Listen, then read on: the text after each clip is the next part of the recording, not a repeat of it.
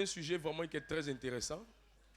Et ce sujet-là est la fondation de beaucoup de choses que si vous ne comprenez pas, vous n'allez pas comprendre beaucoup de choses. Si vous ne comprenez pas, vous allez rater beaucoup de choses que Dieu est sur le point de faire pour vous. Amen. Et ce sujet très excellent s'appelle, le thème de ce sujet, c'est la famille spirituelle. Amen, amen. Nous sommes tous des chrétiens. Et en tant que chrétiens, corps de Christ, nous formons la grande famille des enfants de Dieu. Mais dans cette grande famille, nous appartenons à une grande famille qui est l'Église catholique. Et à l'intérieur de cette grande famille, il y a des sous-familles qui ont commencé depuis plusieurs années, depuis l'Antiquité, depuis la Genèse.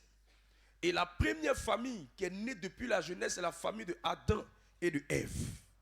Et cette famille va évoluer. On va connaître la famille de Noé. On va connaître la famille d'Abraham. On va connaître la famille d'Isaac. On va connaître la famille de Jacob. On va connaître plusieurs familles jusqu'à ce qu'on arrive même dans la famille de Jésus qui est né de la Sainte Vierge avec Joseph, son père adoptif.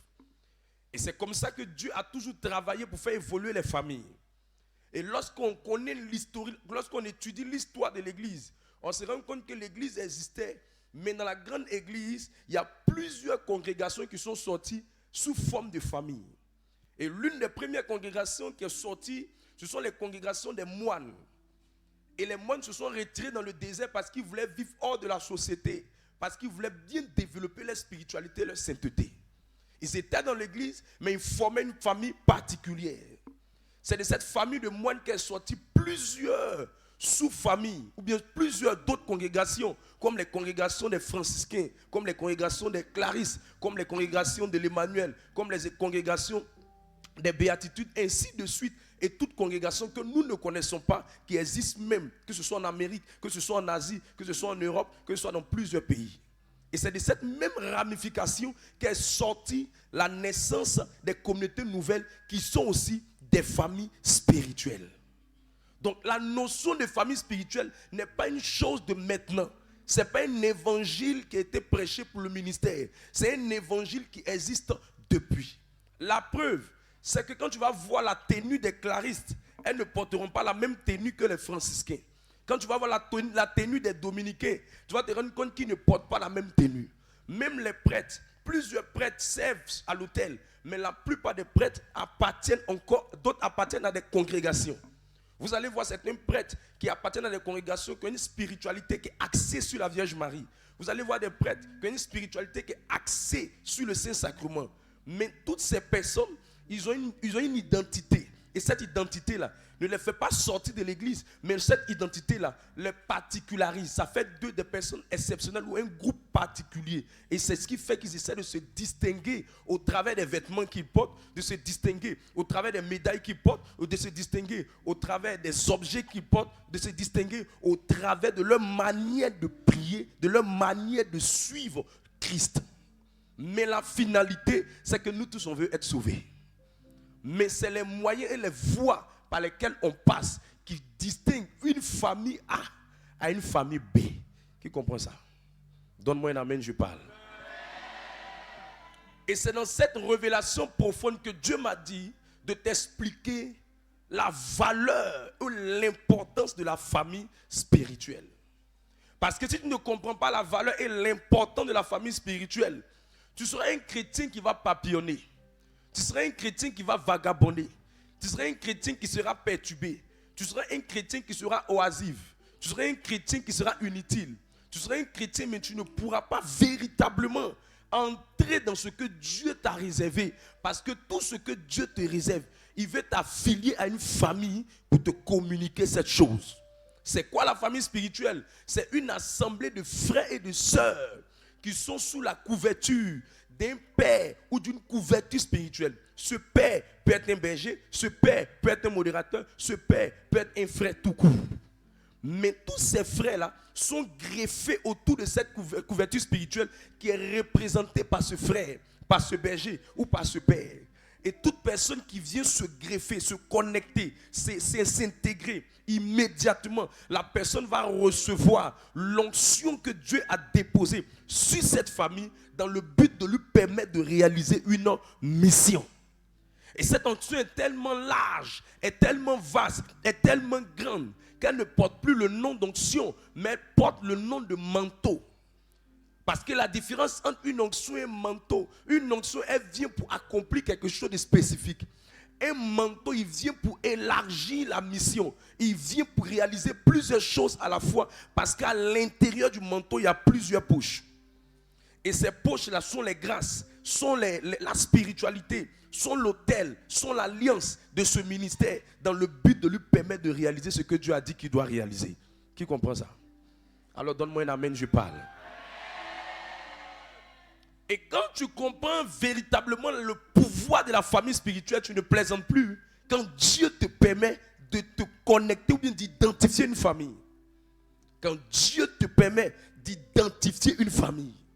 Quand Dieu te permet d'avoir une famille, tu ne joues plus avec ça. Parce que tu vois la valeur de la chose. Tu comprends la valeur de la chose. C'est quoi une famille spirituelle? Une famille spirituelle, c'est une communauté de frères et de sœurs partageant la même vision, le même objectif, allant dans la même direction, dans le but de réaliser ce pourquoi Dieu les a fait exister. Tu comprends ça? Quelqu'un est avec moi? Jérémie le chapitre 3, verset 15 à 16. Jérémie le chapitre 3, verset 15 à 16. Merci. Je vous donnerai des bergers selon mon cœur, et ils vous prêteront avec intelligence et avec sagesse. Et ils vous prêteront avec quoi? Avec intelligence et avec sagesse. Continue. Lorsque vous aurez multiplié et fructifié dans le pays, en ces jours-là, dit l'Éternel, on ne parlera plus de l'âge de l'alliance de l'Éternel. Elle ne viendra plus à la pensée. On ne se la rappellera plus. On ne s'apercevra plus de son absence. Et l'on n'en fera point une autre. Ici, Dieu est en train de parler de quelque chose qu'il faisait dans l'ancienne alliance, depuis Moïse. Chaque fois que Dieu voulait se faire représenter, Dieu utilisait l'arche de l'alliance, qui est aujourd'hui nommé le tabernacle. Mais dans le temps dans lequel il est en train de parler au peuple, il est en train de leur dire que maintenant, ce que je vais faire avec vous, je vais vous constituer une demeure, une famille. Mais pour que vous puissiez reconnaître cette famille, je vais établir quelqu'un qui sera un berger au-dessus de vous, qui aura une onction supérieure, une onction plus grande, dans le but de vous conduire. Mais ce berger-là, ce n'est pas vous qui le choisissez, c'est mon Dieu, je choisis le berger de votre vie. Je ne le choisis pas selon vos standards, mais je le choisis selon ce que moi, Dieu, j'ai vu et j'ai mis sur lui pour vous aider à rentrer dans le plan que j'ai établi pour votre destinée. Et ici, le peuple d'Israël est en train de chercher comment faire pour entrer à la terre promise où coule le lait et le miel.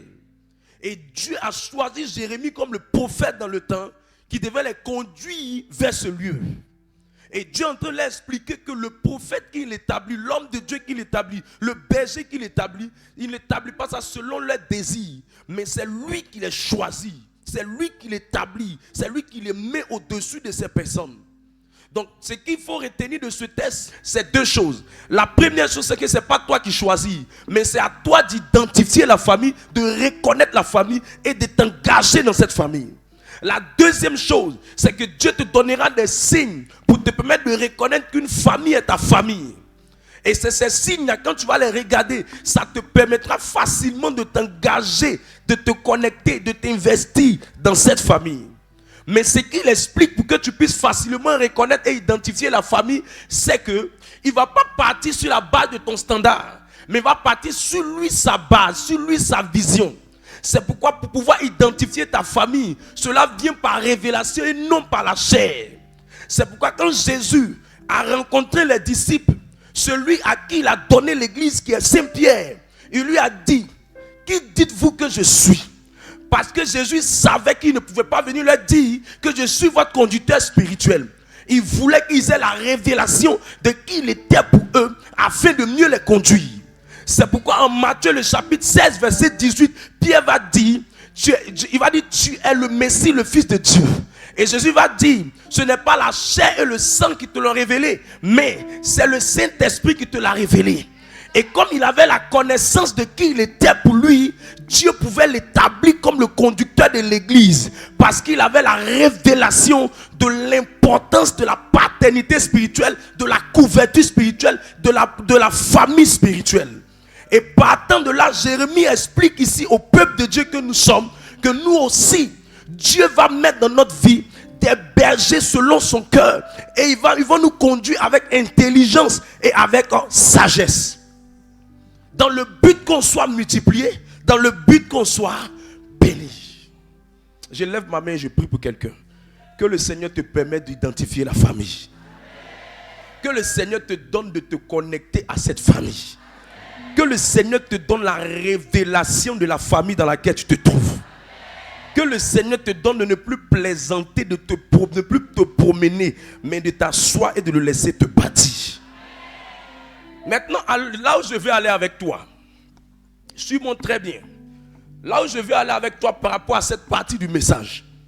Écoutez, chaque fois que quelqu'un se lève et qu'il dit qu'il veut aller loin avec Dieu, la bonne nouvelle du Seigneur, c'est que Dieu va choisir toujours une personne qu'il va rencontrer.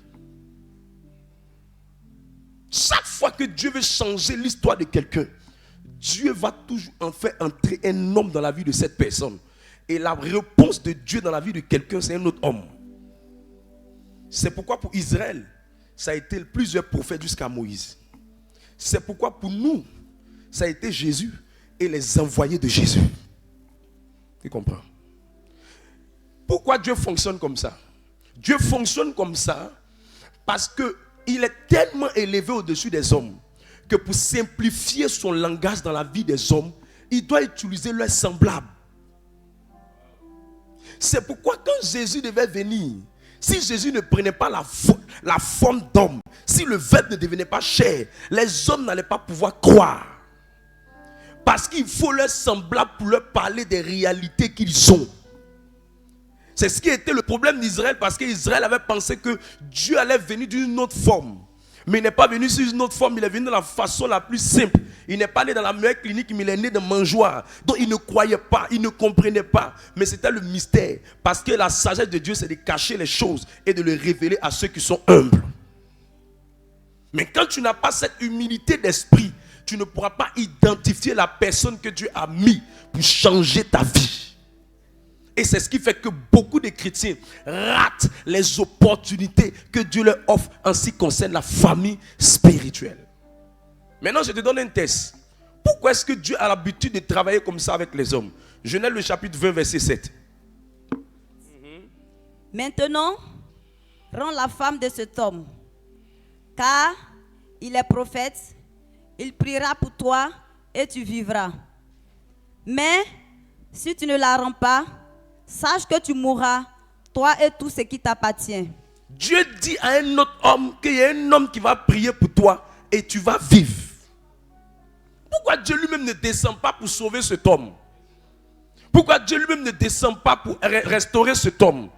Mais Dieu dit qu'il y a un autre homme qu'il a choisi pour prier pour la personne. En d'autres mots, chaque fois que Dieu veut aider quelqu'un, il utilise toujours un humain.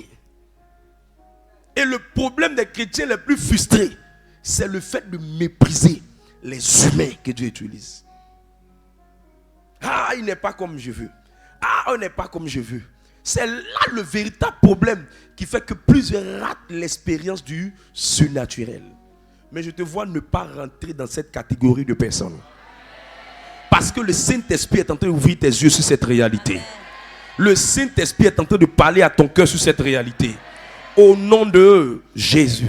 Éphésiens le chapitre 6, verset 2 à 4. Éphésiens le chapitre 6, verset 2 à 4. Honore ton père et ta mère. C'est le premier commandement avec une promesse.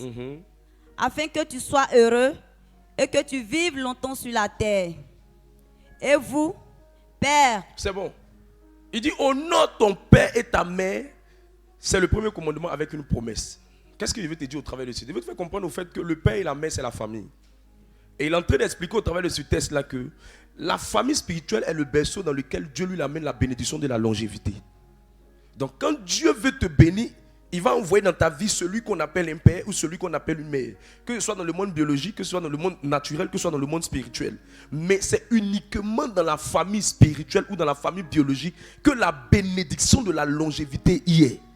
Maintenant, vous savez pourquoi beaucoup de chrétiens ou beaucoup d'enfants de Dieu, des chrétiens en griffe, meurent bêtement. C'est parce qu'ils sont sans couverture spirituelle.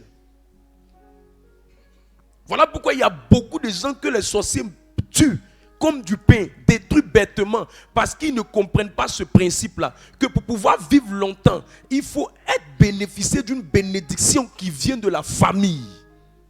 Et plusieurs, comme ils ne sont sans famille, ils souffrent, ils sont malheureux, ils sont bizarres, leur vie devient difficile. Voilà pourquoi en Matthieu le chapitre 9, versets 38 à 39, la première fois Jésus a vu une grande foule. Son inquiétude n'était pas la foule. Sa plainte n'était pas la foule. Quand il a vu la foule, ce qui lui faisait mal, c'est parce qu'ils étaient des brebis sans berger. Prends le texte Matthieu 9. Pour que quelqu'un comprenne ce que je suis en train de dire. Prends à partir du verset 36.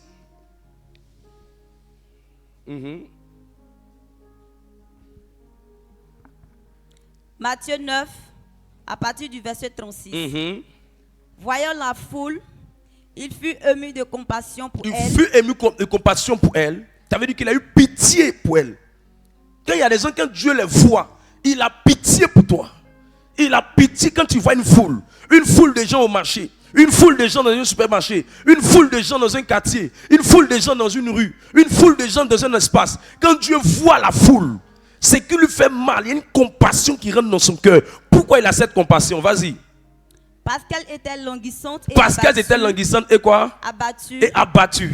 Comme des brebis. Comme des brebis. Qui n'ont point de berger. Qui n'ont quoi? Point de berger. Comme des brebis qui n'ont point de berger. Donc quand Jésus a mal, quand il voit quelqu'un, la première chose qu'il se pose à lui-même, est-ce que ce dernier-là, il est un berger? Maintenant demande à ta voisine, est-ce que tu es un berger qui t'accompagne? Donc les gens pensent que quand il y a un grand programme d'évangélisation, Dieu est content de la foule. Hein? Mais après la foule, ce que Dieu cherche, c'est qui va les accompagner.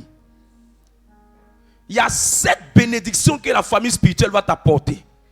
La première bénédiction, c'est que tu auras un berger pour te donner une orientation et un accompagnement spirituel. Mes amis, une seule orientation dans la vie de quelqu'un, ça peut te faire rattraper 10 années de souffrance.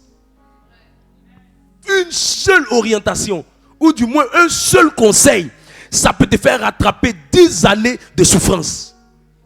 Exemple, le choix d'un mari, le choix d'un travail, le choix d'un lieu d'habitation, le choix d'une destination de voyage, le choix d'un investissement, une mauvaise décision, un manque d'orientation peut te faire souffrir pendant des années. Tu as appelé ça épreuve.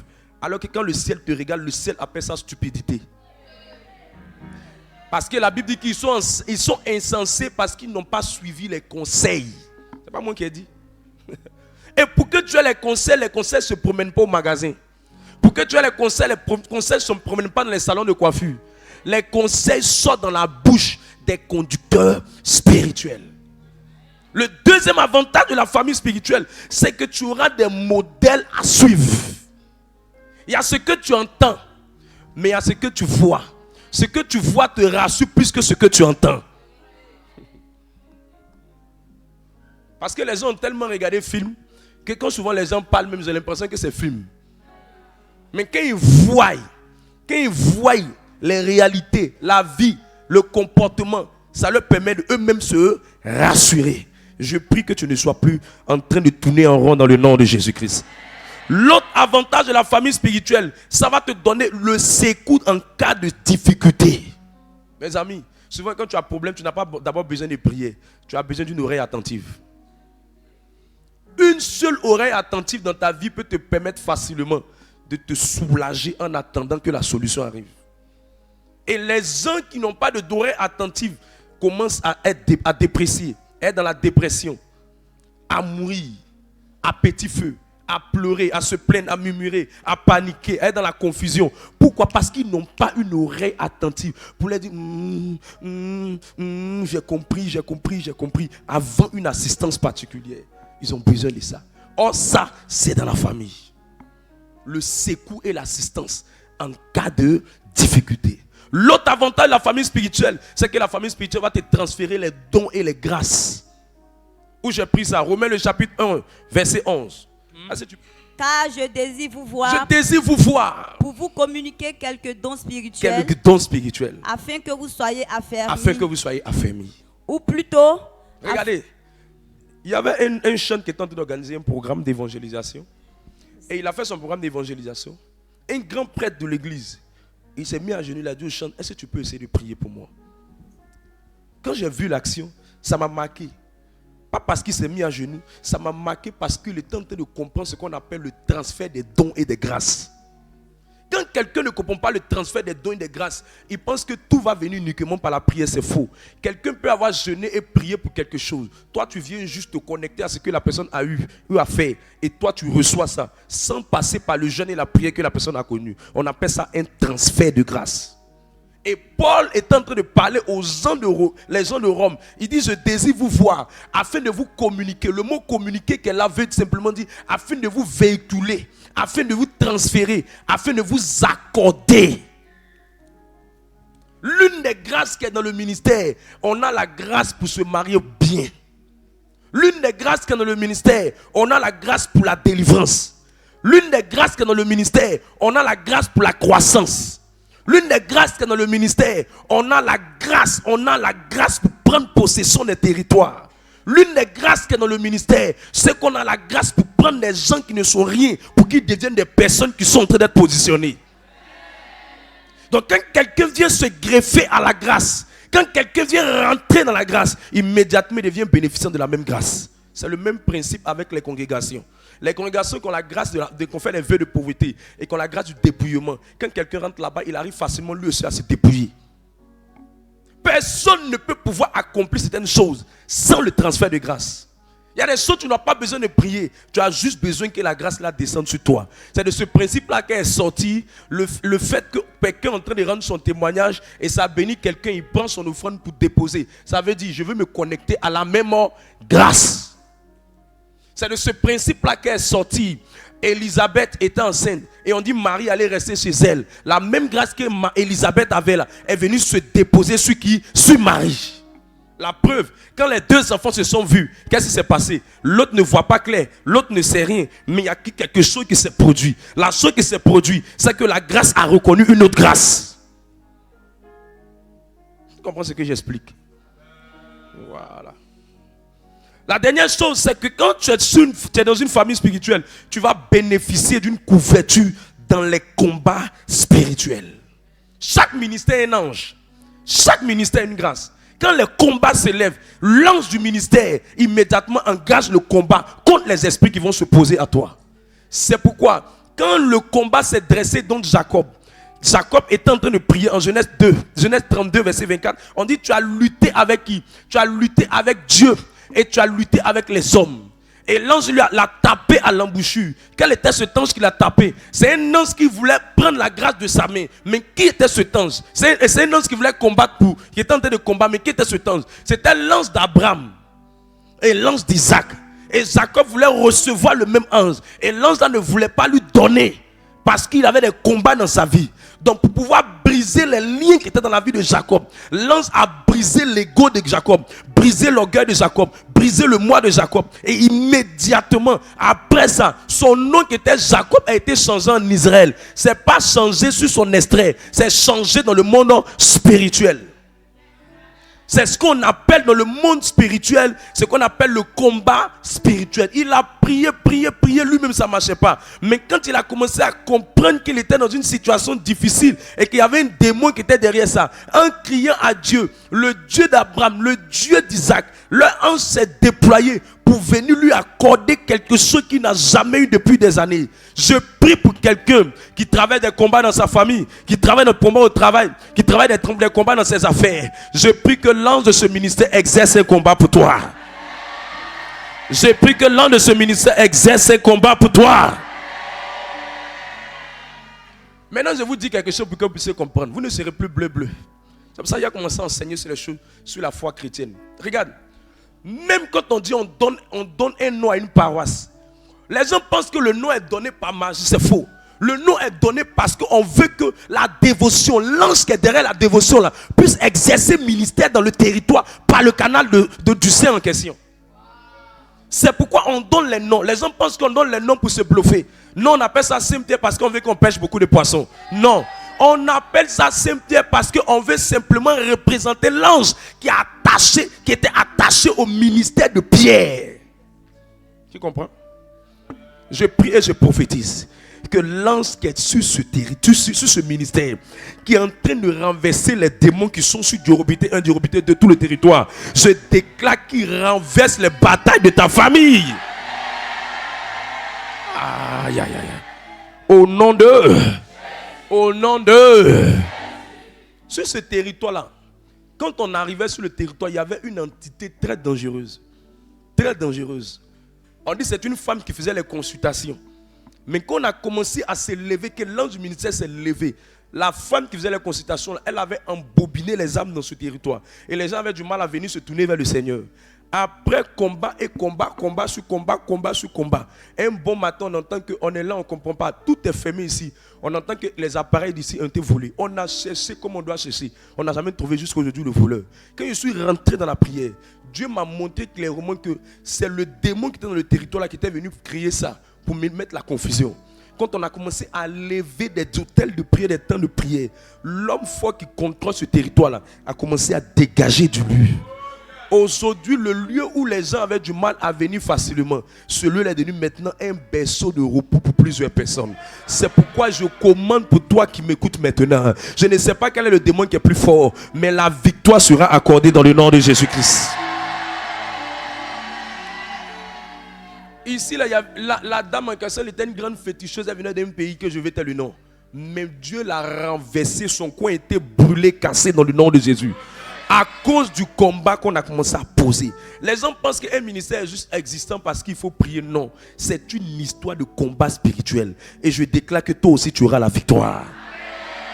La septième chose que la famille spirituelle va t'apporter, elle va t'apporter une destinée accomplie. C'est-à-dire que tu vas réussir dans la vie. Mes amis, si tu appartiens à une famille, à force de voir les gens en train d'avancer, tu vas avancer. Le test, la vie naturelle dit, qui s'assemble se ressemble. À force de venir dans un endroit où les gens sont en train de dire Dieu a fait ça pour moi, Dieu a fait ça pour moi, Dieu a fait ça pour moi. Je bénis le Seigneur, je bénis le Seigneur. Si tu es très sage, tu vas te rendre compte que le témoignage qui est chez ton voisin là, ça ne sera pas loin de venir chez toi aussi. Parce que quand il pleut sur ton voisin, c'est que la pluie n'est pas loin de ta maison. Et je prie que quelqu'un ici ait une destinée qui sera en train de s'accomplir dans le nom de Jésus-Christ. Et le mystère avec la famille spirituelle, c'est quoi? Le mystère avec la famille spirituelle, c'est ce qu'on appelle le pouvoir de la connexion. Le mystère, ça veut dire que ce qui est caché derrière la famille spirituelle, ça s'appelle le pouvoir de la connexion. C'est quoi la connexion? C'est la capacité à un individu qui rentre dans le ministère à être contaminé par la grâce du ministère ou par la grâce de la famille. C'est ça qu'on appelle la connexion. La Bible dit que Dieu les bénit et Dieu les dit soyez féconds. Genèse 1 verset 28. Mais Genèse 1 verset 28, Dieu les bénit là. L'est mis pour qui? Adam et puis Ève. Donc aussi longtemps que Ève est connectée à Adam, qu'est-ce qui va se passer? La même bénédiction qui va descendre sur Adam là, ça va descendre sur qui? Sur Ève. En Genèse le chapitre 7 verset 1, on nous parle de qui? On nous parle de Noé. On dit Dieu dit à Noé et ses fils de rentrer dans l'arche. Mais suivez-moi bien, les enfants de Noé n'étaient pas saints. Les enfants de Noé n'étaient pas purs. Les enfants de Noé avaient un mauvais comportement. La preuve, c'est que l'un de ses enfants plus tard va enivrer son père et il va exposer sa nudité. Mais comme Dieu a trouvé que la terre était impure et que c'était Noé seulement qui était un gars qui était bien, c'était Noé seulement que Dieu avait approuvé, le seul fait que ses enfants soient connectés à Noé, quand Dieu voulait protéger Noé, la même protection qui était sur Noé là, a été connecté à la même protection sur ses enfants. Et la Bible dit que les enfants, en Genèse 7 verset 1, on dit Noé et ses enfants sont rentrés dans l'arche, y compris même les animaux, à cause de qui? Noé. Sinon Dieu devait envoyer le déluge pour détruire toute la terre. Mais il n'a pas touché les enfants de Noé parce que les enfants de Noé étaient connectés à Noé. C'est quoi on appelle la connexion? C'est le mot connexion qui est appelé alliance. Quand vous entendez alliance, alliance ça veut dire je suis lié à. Alliance ça veut dire j'ai un lien avec. Alliance, ça veut dire j'ai un contrat avec. Alliance, ça veut dire je suis lié à quelque chose. Donc, je ne peux pas dire que la communauté Une Vie de Victoire est juste là parce qu'elle est là. Non. C'est parce que j'ai compris le pouvoir des connexions que j'ai fait en sorte que les ministères qui sont les plus établis, on puisse être bénéficiants des grâces qui sont dans les ministères les plus établis. Donc, qu'est-ce que j'ai fait? J'ai fait en sorte que l'alliance du ministère soit connectée à d'autres ministères qui ont eu de l'influence en Côte d'Ivoire. Pour que ces ministères-là, leur grâce, soit sur le ministère ici. Afin que ça devienne quelque chose de plus fort. Parce que je connais le principe qu'on appelle le principe de la connexion. Qui comprend ce que j'explique? Ça veut dire que quelqu'un peut venir quelque part, il ne vaut rien, il n'a rien. Mais s'il est connecté à un endroit où il y a une bénédiction financière, ou à une personne qui a une bénédiction financière, la même bénédiction-là peut venir sur lui.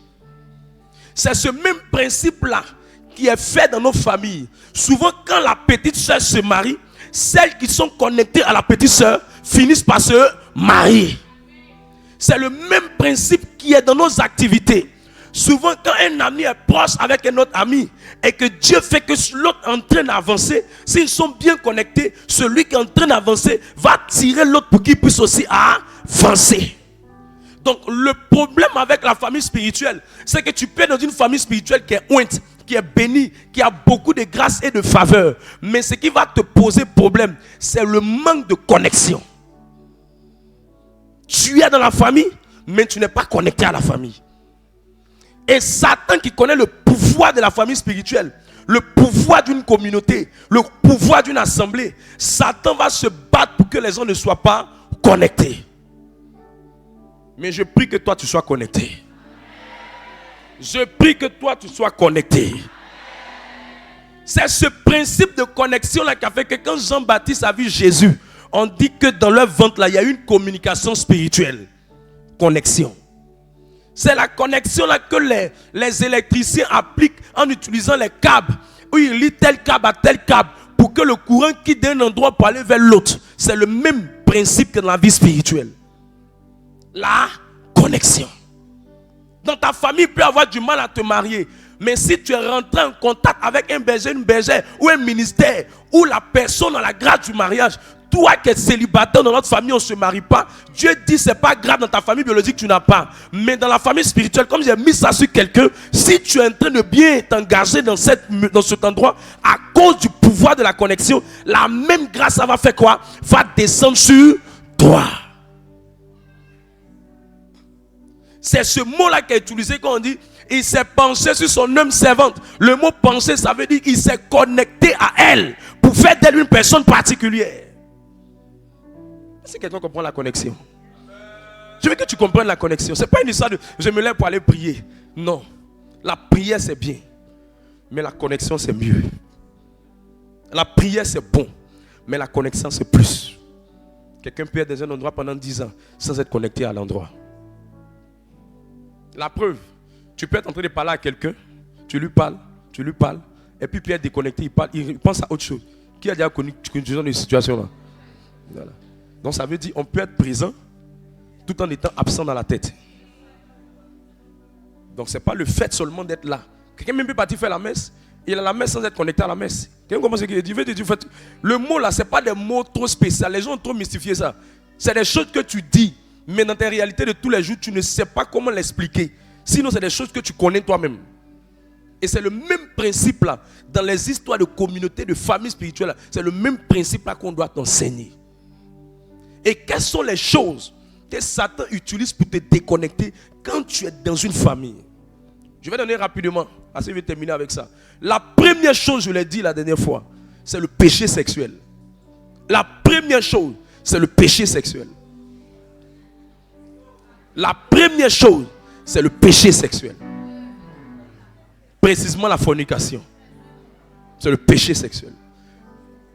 C'est le péché sexuel. Mes amis, tout le monde, le péché sexuel n'est pas un péché pour eux. Quand il dit que ce n'est pas un péché pour eux, ça veut dire que ça ne vient pas du fait que sa chair est faible. Mais la catégorie de personnes dont on veut parler en parlant du péché sexuel, c'est des personnes qui sont nées dans des familles qui sont polygames, où le grand-père était polygame. Eux, le péché ne vient plus de la chair. Eux, le péché vient du sang. Et tout péché qui vient du sang est appelé iniquité. Et si une femme marie un homme dont le grand-père a été polygame, il y a au moins 60% de chances que lui-même, sans vouloir, il soit en train d'être attiré par ce chemin.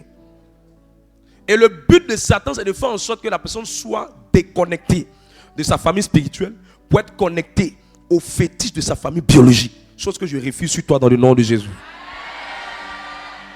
Vice versa, que ce soit une femme, elle peut aimer garçon comme si on la lavait avec l'eau de garçon. C'est pas parce qu'elle est mauvaise. En étudiant la délivrance, on s'est rendu compte que les gens ne sont pas mauvais. Mais ils veulent, mais ils ne peuvent pas.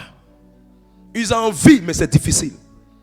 Ils ont le courage, mais ils ne savent pas que ce n'est pas une histoire de force. C'est pour ça Hébreu dit, vous n'avez pas lutté jusqu'au sang. Parce qu'il y a des péchés qui ne viennent pas de la chair, mais qui viennent du sang. C'est un truc qui est héréditaire. David, quand il est tombé avec Bathsheba, David a dit quoi? En le psaume 55, qui est le psaume préféré des fornicateurs, il a dit quoi? Il dit, depuis le sein de ma mère, le péché m'a fatigué. Depuis le sein de ma mère, le péché m'a fait souffrir.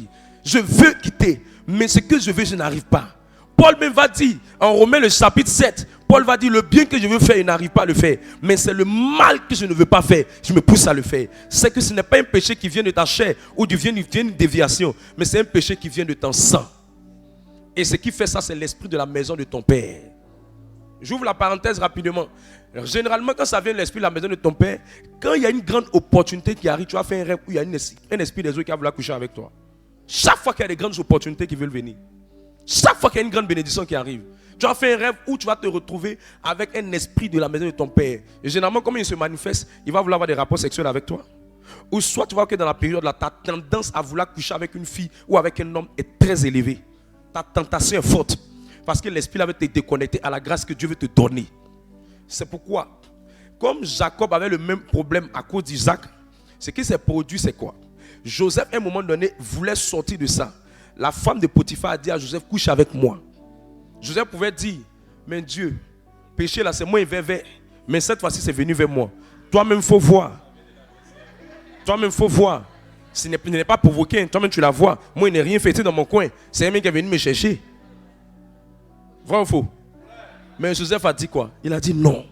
Plus tard, le même Joseph, quand il a dit non, c'est le refus de coucher avec elle qui a fait qu'il est devenu premier ministre. Ça veut dire, à vrai dire, son ascension était cachée à sa délivrance du péché. Il y a des gens, ton élévation est cachée au fait que tu n'arrives pas à laisser le sexe. Si tu prends la décision de dire tu vas laisser ça, ça va te connecter à la grâce de ta famille spirituelle. Mais si tu ne fais pas ça, ça sera difficile. Votre famille, ton grand-père a eu plusieurs femmes. Ça sera compliqué. Satan va te combattre aux portes de ta faiblesse, aux portes de cette action. Je salue de passage toutes les jeunes filles qui sont dans ce ministère, qui peuvent s'acheter des téléphones de valeur au prix de leurs reins et de leurs fesses. Mais elles acceptent de galérer. Elles acceptent de rester sans argent pour servir Jésus. Je te salue, tu es courageuse. Continue sur ce chemin. Ça va payer. Dieu n'est pas un menteur. Dieu n'est pas un menteur. Dieu n'est pas un menteur. Dieu ne va pas te laisser. Au départ, tu as l'impression que tu es en train de devenir vilaine. Mais c'est une question de temps. Celui qui t'a vu en train de refuser les hommes mariés, en train de refuser des hommes qui peuvent te donner l'argent de transport, Yango, taxi, mais tu as dit non à toutes ces choses à cause de Jésus. Tu es une fille encouragée. Tu es une fille encouragée. Tu es une jeune femme encouragée. On doit parler de toi sur les paroisses. On doit parler de toi dans les communautés. Félicitations. Félicitations. Je suis de tout cœur avec toi. Je suis de tout cœur avec toi. Tu n'es pas seul dans ce combat. On va te soutenir. Tes autres sœurs sont en train de donner leur forme. Elles sont en train de s'habiller. Toi, tu n'as pas l'argent. Toi, tu n'as pas. Mais tu peux aller coucher avec quelqu'un à la minute près. Tu auras l'argent de Yongo, l'argent de ta maison, l'argent de ceci. Mais tu as préféré laisser tout ça. Parce que tu dis, Jésus, ton pied, mon pied. Je dis, tu vas réussir. Je dis, tu vas réussir. On doit encourager ceux qui font cet effort. On doit encourager Parce qu'on est tout resté à l'étape où on disait aux gens non, mais depuis là, rien ne sonne dans ta vie. Rien ne sonne dans ta vie parce qu'elle voit les hommes mariés venir vers elle. Mais elle dit elle ne veut pas. Parce que Dieu est en train de la tester pour voir si elle est bien. Parce que ce qu'il lui réserve, ce n'est pas une petite bénédiction, mais c'est une grande bénédiction. Courage à toi. Maintenant, je vais parler à toutes ces personnes-là qui jouent encore avec le sexe. Répands-toi. Tu ne seras pas sauvé sur la base d'un ministère. Tu seras sauvé sur Christ Jésus et à l'intérieur de ton cœur. Et Dieu ne peut pas habiter dans un temple où on joue avec le péché. Hier, tu pardonnes. Tu demandais, hier, tu pouvais faire certaines choses. Mais au moment quand tu grandis, il faut laisser ça. Il faut laisser ça. Il faut abandonner cette voie. Il faut abandonner cette voie. Nous, on ne te voit pas, mais Dieu te voit. Nous, on ne te voit pas, mais Dieu sait. Nous, on dit que toi, tu es bien, mais Dieu sait que tu n'es pas bien. Au lieu de prendre ton temps pour invoquer Saint Michel Archange, Saint Michel Archange, son nom commence par Saint. Là où il n'y a pas la sainteté, il n'est pas tranquille. Donc, avant de commencer à dire Saint Michel Archange, il faut te rassurer que d'abord ton cœur ressemble à une place où Saint Michel Archange peut rester. Vis une vie qui plaît au Seigneur. Vis une vie qui plaît au Seigneur. Je vous dis la vérité. On peut passer 1 an, 2 ans, 3 ans, 4 ans sans coucher un garçon. On peut le faire. Tout le monde ne se prosterne pas devant les futilités. On peut le faire. On peut le faire. Au départ, ça semble difficile. Mais avec le temps, ça paye. Ça paye. Sinon, tu seras dans un ministère pendant des années, mais tu es déconnecté de Dieu. Tu es déconnecté de la grâce. Les mêmes démons qui te poursuivaient quand tu étais païen, les mêmes démons te poursuivent. Parce que la sainteté n'est pas là. La sainteté n'est pas là. La pureté n'est pas là. La pureté n'est pas là. Tu n'es pas fatigué. Tu n'es pas fatigué. Toi-même, tu n'es pas fatigué. Tu n'es pas fatigué. Tu n'es pas fatigué de ta vie. Tu vas te cacher. Aller avoir rendez-vous avec quelqu'un. Il va venir. Il va parler avec toi. Après ça, c'est juste quelques morceaux de poulet, de poisson. Tu vas manger. C'est quelle vie ça? Tu n'es pas fatigué. Tu ne veux pas avoir pour toi-même. Tu n'es pas fatigué de prendre pour mari de quelqu'un. Tu n'es pas fatigué d'espérer sur une relation où il n'y a pas d'avenir. Tu n'es pas fatigué. Regarde comment tu souffres. Regarde comment tu es malheureux. Tu ne peux pas l'appeler à tout moment. Il y a des heures où tu dois l'appeler. Et tu ne peux pas parler avec lui comme tu veux. C'est quelle vie ça? Tu n'es pas assez malheureuse pour pouvoir mettre un tel fardeau sur toi. Il y a mieux que ça à gérer. Il y a mieux que ça à gérer, je te dis. Il y a mieux que ça à gérer. Il y a mieux que ça. Il y a mieux que ça. Je te regarde dans les yeux pour te dire la vérité.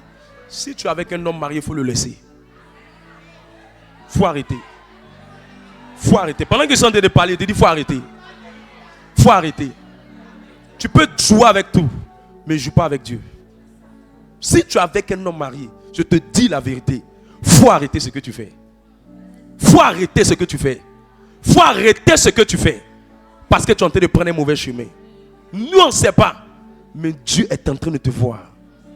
Tu ne peux pas jouer avec ce qui est sacré. Regarde, un gars qui a prêté serment devant l'église. Tu n'as pas peur de l'autel du Vatican. Tu n'as pas peur de l'autel d'une paroisse devant laquelle des gens se sont mariés. Et toi, tu oses te déshabiller devant une telle personne. Tu n'as pas peur. Tu n'as pas peur de ta propre vie. Il allait doter l'enfant de quelqu'un. Ils ont versé la boisson. Tu sais ce que la boisson veut dire? Ça veut dire qu'il n'appartient plus à nos ancêtres. Il n'appartient plus à nos fétiches. Il appartient à cette fille. Et cette fille appartient à ce monsieur. Et ils ont été unis devant les ancêtres, devant les dieux, devant les esprits, devant le village, devant la royauté.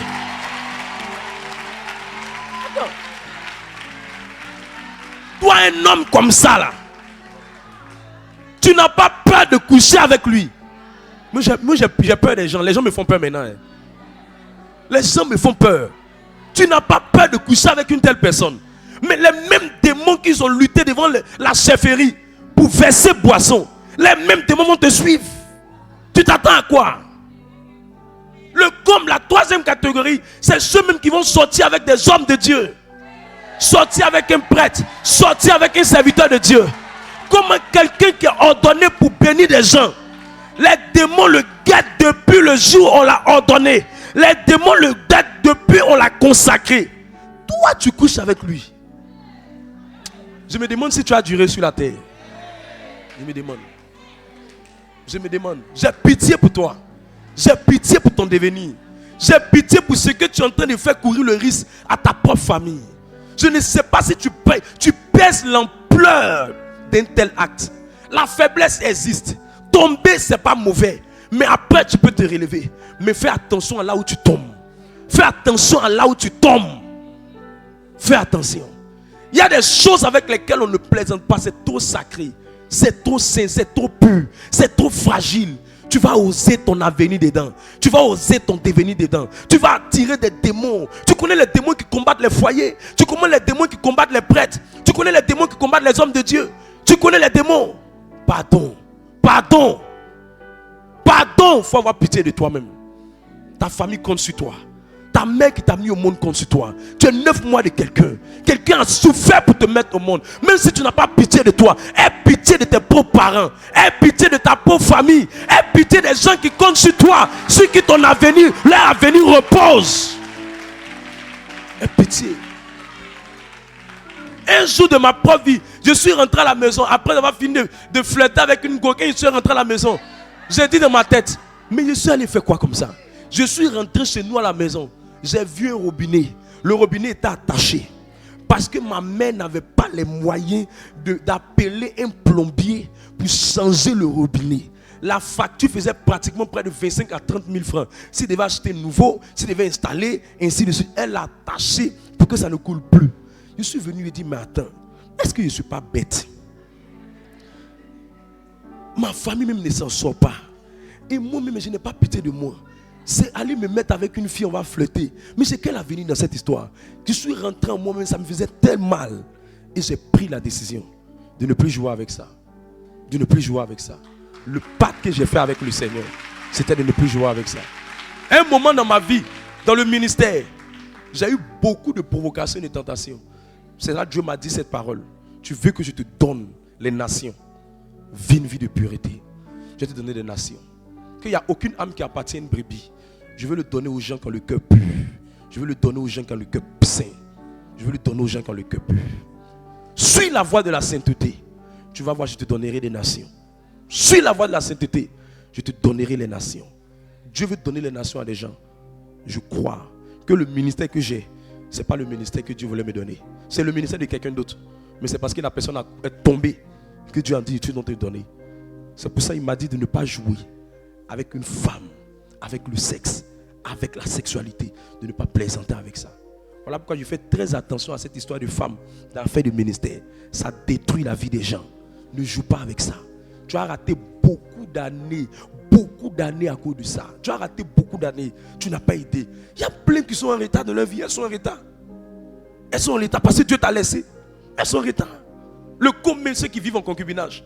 Bon, je ne sais pas c'est quel foyer où il y a le concubinage, les gens sont en paix. Moi, je n'ai jamais vu concubin qui est en paix. Jamais vu. La plupart des gens qui ne sont pas mariés, qui vivent ensemble, ne sont jamais en paix. Ils ne sont jamais en paix. Leur vie n'est même pas épanouie. Parce qu'ils ont des démons de leur famille qui viennent les fatiguer chaque fois. À cause du fait que l'alliance du mariage n'est pas bien établie sur eux. Et ils jouent avec ça. Enfin que quelqu'un a mis 9 mois au monde. Toi, tu n'as même pas peur. Tu prends la fille, tu couches avec elle. Tu couches avec elle, tu dors avec elle. Tu couches avec elle, tu dors avec elle. Tu couches avec elle, tu dors avec elle. Tu couches avec elle. Tu couches sur écoute, tu couches sur écoute, tu couches sur écoute, tu couches sur écoute. C'est pas tout ça là. Maintenant, si tu trouves que moi j'exagère, j'ai fait cette prière là pour toi. Que le Seigneur te donne de faire un enfant femme. Que le Seigneur te donne de faire une fille. Et puis que une autre personne fasse ça à ton enfant. On va voir si ça fait pas mal. Si mettons à faire des bibes à côté, fais un enfant femme. Et puis laisse un vagabond venir prendre ton enfant.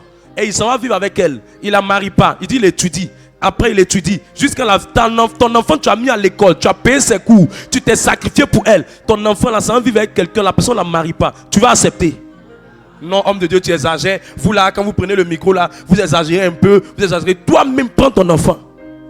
Tout ce que je te souhaite, si j'exagère, que tu fasses seulement des filles.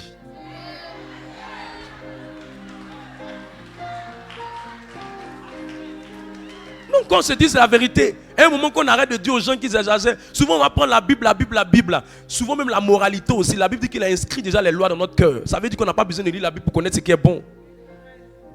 À un moment donné, notre conscience nous parle qu'on ne doit pas abuser avec ça. Elle aussi, sa maman l'a mis au monde et compte sur elle. C'est quel moment qui ne veut pas que son enfant soit honoré par le mariage? C'est quel moment? C'est quel moment? En plus de ça, si elle a accouché par césarienne, tu connais ce qu'on appelle déchirer le ventre de quelqu'un? Et toi, tu es là, tu te joues les dugas, tu es assis dans ton salon avec l'enfant de quelqu'un. Et ça te dit rien, tu n'as même pas de remords, tu n'as même pas de truc. On peut comprendre 1 année, on peut comprendre 2 années. Tu es en train de connaître la personne, mais tu vas pas abuser jusqu'à plusieurs années. Même année de baptême, même baptême qui est sacré là. 3 années, on baptise quelqu'un. 3 années, tu peux marier quelqu'un. On va où? On va où? Le baptême qui est un sacrement important là, on donne à quelqu'un après 3 ans. Il n'y a rien qui est plus au-delà du baptême, il n'y a rien. Il n'y a rien. Le baptême est l'un des sacrements les plus élevés. Mais il faut 3 ans pour que Jésus, corps, vienne rentrer dans quelqu'un. Toi, il faut 5 ans pour que ta tête puisse dire oui à quelqu'un. À un moment donné, soyons raisonnables. À un moment donné, là, soyons aussi raisonnables. Ne dis pas que tu exagères. Je ne cherche pas à te heurter. Je ne cherche pas à te blesser. Je veux que tu préserves la vie de la personne que tu dis que tu aimes. Je veux que tu honores la personne que tu aimes. C'est aussi l'enfant de quelqu'un. C'est aussi la créature de Dieu. C'est pour elle aussi que Christ est mort à la croix. Ne viens pas dire à Christ de te donner à tes affaires de prospérer, sachant que la fille de quelqu'un est en train de souffrir dans tes mains.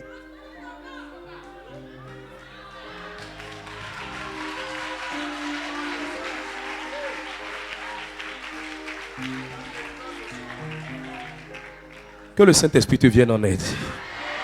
Que le Saint-Esprit te vienne en aide. La deuxième chose, c'est l'offense. La troisième chose qui déconnecte les gens après l'offense, c'est l'orgueil et la familiarité. Quand les gens deviennent orgueilleux, quand les gens deviennent familiers. Moi, je suis tellement simple. Hein. Tellement simple. Ça, Dieu m'a donné cette grâce. Je suis très simple. Parce que Dieu m'a dit, plus tu vas t'élever, plus il faut garder la simplicité. Moi aussi, tellement simple. Mais c'est un piège. Yeah, c'est un piège. C'est un piège pour confondre les gens qui sont orgueilleux. C'est ce que Dieu m'a dit. Il m'a dit, je n'ai pas voulu que tu sois quelqu'un de très grand. Je n'ai pas voulu que tu sois quelqu'un aussi de très comme si. Parce que je veux t'utiliser pour mettre la confusion dans le cœur de ceux qui regardent à l'apparence pour qualifier. C'est pour ça que je suis très simple. Je peux te saluer, rire avec toi, fais ça. Mais 2 jours après, tu vas entendre que la même personne qui a ri avec toi, là, la même personne a prié pour quelqu'un qui vient de voir son voyage en train de partir. Ça veut dire que je peux rire avec toi. Mais derrière l'humain, il y a une divinité. Derrière l'humain, il y a un vaisseau, il y a un manteau, il y a une grâce. Donc si tu prends la peine de mettre la relation au-dessus de la connexion, tu seras frustré. Sinon, moi-même, je vais rire avec toi tous les jours même. Je veux qu'on rie ensemble. On fait tout ensemble. Mais je sais que ça sera un danger pour toi. Parce que là où il n'y a pas l'honneur, il n'y a pas la bénédiction. C'est pourquoi Jean-Baptiste, quand il a vu Jésus, il dit, voici l'agneau de Dieu. Il n'a pas dit, voici le fils de Marie. Mais il a dit, voici l'agneau de Dieu. Il voyait la divinité dans l'humanité. Quand la femme est venue, elle n'a pas vu seulement Jésus. Elle a vu, elle dit, si je peux toucher le manteau de Jésus. Dans le regard, dans la manière de faire, il faut honorer la personne quand tu dis que tu veux respecter cette personne. Ce que tu ne respectes pas, ça ne peut jamais te bénir. Jamais te bénir. C'est pourquoi la plupart des gens que vous voyez qui sont déconnectés dans nos assemblées, vous allez remarquer bien, ils déshonorent l'homme de Dieu. Ils déshonorent la présence de Dieu. Les gens qui sont sur WhatsApp pendant la prière, déjà c'est à moi. Il y a des gens qui sont sur WhatsApp, en pleine prière, eux ils font sur WhatsApp. Ils deviennent rien. Rien. Il y a des gens pendant qu'on en prière sont sur Facebook. Il y a des gens en prière, puis ils causent par message avec des gens. La plupart de ces personnes-là, ils sont dans les ministères, ça fait 10 ans. Leur vie ne change pas comme plein de sorciers. Pourquoi? Parce qu'ils ne respectent pas Dieu. Même quand on vient à la messe, même on nous dit de respecter le lieu. Ce qui fait que souvent nos frères protestants se fâchent avec nous là. Ce n'est pas parce qu'on fait de l'idolâtrie des choses qui sont dans l'église. Mais c'est parce qu'on veut nous apprendre à révérer tout ce que Dieu honore. Parce que c'est celui qui honore là, c'est lui que Dieu va honorer. C'est celui qui considère là, c'est lui que Dieu considère. Tu peux pas être en assemblée, tu causes, tu écris par message, tu réponds par WhatsApp, tu te sacralises la présence de Dieu, tu t'amuses avec la présence de Dieu. Il y a d'autres même qui sont en train de causer. D'autres même, la prière a commencé, on est en pleine adoration. Eux ils attendent le prédicateur qui est cité depuis la planète Terre, la planète, le Saturne. Jupiter, il va descendre, il va venir prêcher. Donc eux, ils attendent le moment où il vient prêcher là, pour venir écouter. Eux, ils sont des gens, eux, ils sont le ministère de la parole. Eux, l'adoration, la contemplation, la louange, ce n'est pas leur problème. Il y a d'autres même, ils font exprès, ils traînent les pas et puis ils viennent. La plupart de ceux-là, ils durent dans les ministères, mais pendant des années, leur vie ne bouge pas. Parce qu'il y a le manque d'honneur, il y a la familiarité. Les gens ont vu Jésus, il dit, n'est-ce pas le fils du charpentier, le fils de Marie? Jésus dit, je ne peux rien faire comme miracle. Rien. Quand la femme a vu Élisée, en 2 Rois 4, verset 9, elle dit Élisée, Élisée, ce que tu es là, c'est trop fort. Tu es un saint homme de Dieu. Elle a considéré ce qu'il était. Elle a reconnu ce qu'il était. L'honneur qu'elle a eu pour lui a amené la grâce à venir dans sa vie. On ne donne jamais un ministère à quelqu'un qui ne peut pas reconnaître. On ne confie jamais une tâche à quelqu'un qui ne peut pas reconnaître. On ne nomme pas quelqu'un qui ne peut pas respecter. C'est celui qui respecte, qui honore, qui considère. C'est à lui qu'on donne la tâche. C'est pour ça que Jésus n'a pas donné l'église à quelqu'un qui était auprès de lui. Mais Jésus a donné à quelqu'un qui savait l'honorer en la personne de Pierre. Pierre savait l'honorer. Plus de 3 fois, Pierre n'a pas manqué de l'honorer. Il a dit, tu es le Messie, tu es le Fils de Dieu. La première fois, Jésus a péché et qu'il a donné. Il s'est mis à genoux, il dit, à qui irions-nous? Tu as les paroles de la vie. Le texte dit, ses genoux étaient à terre. Ça veut dire qu'il a révéré cet homme-là. Il dit, un gars qui peut me respecter comme ça, un gars qui peut me considérer comme ça, je peux le positionner pour qu'il puisse travailler avec moi. Parce qu'il y a un tel honneur dans son cœur. Je peux aller très loin avec lui. Écoute-moi, l'erreur de beaucoup, c'est que quelqu'un commence à devenir proche. Il ne sait pas que quand on devient proche, c'est un danger pour rater la bénédiction. Demandez à Géasi. Géasi était proche d'Élisée. Il n'a pas eu la bénédiction. Il a eu la lèpre. Allez demander à Simon. Simon était près de Philippe en acte 8, verset 20. Il marchait avec lui. Il courait avec lui. Mais comme il ne le respectait pas, l'onction n'est pas venue sur lui. Allez demander à Aaron et Myriam. Qu'est-ce qui s'est passé? Aaron et Myriam ont méprisé Moïse. Au lieu de l'onction, ils ont reçu la lèpre. Tous ceux qui n'ont pas été honorés, la plupart du temps, n'ont pas honoré, la plupart du temps, au lieu de l'honneur, ils ont pris la lèpre. Il ne faut pas jouer. Tu peux jouer avec tout. Mais une telle grâce qui permet aux gens de voyager, de travailler, d'évoluer, de changer leur vie, d'avoir un développement intégral dans leur vie. Une telle grâce. Même si la folie veut te prendre, il faut respecter cette grâce-là. Il faut considérer cette grâce-là. Il faut apprécier cette grâce-là. Même mon père spirituel me dit, viens souvent chez moi, on va causer. Je dis jamais. Si elle te voit trop comme un humain, ce n'est pas bon pour moi. Ça sera dangereux pour mon cœur. Parce qu'il ne pourra plus te considérer. Il te voit simplement en ta personne. Si tu te vois en ta personne, le transfert ne viendra pas. C'est ce qui est en toi qui m'intéresse. Parce qu'on n'est pas frère. Tu n'es pas mon père biologique, mais tu es mon père spirituel. Le spirituel là, c'est ce que tu transportes spirituellement. Que Dieu veut que je m'intéresse à ça et que je respecte ça. Donc je ne veux pas m'amuser pour aller m'asseoir. On va toujours tenter de manger, échanger. Il ne faut pas que je perde ça. Sinon ça va créer quelque chose de plus. Et tous ceux qui sont proches ont raté comme ça leur grâce. Ils sont des milliers, des millions de personnes dans toute l'histoire de la Bible. Mais je prie que toi tu ne sois pas dedans dans le nom de Jésus-Christ.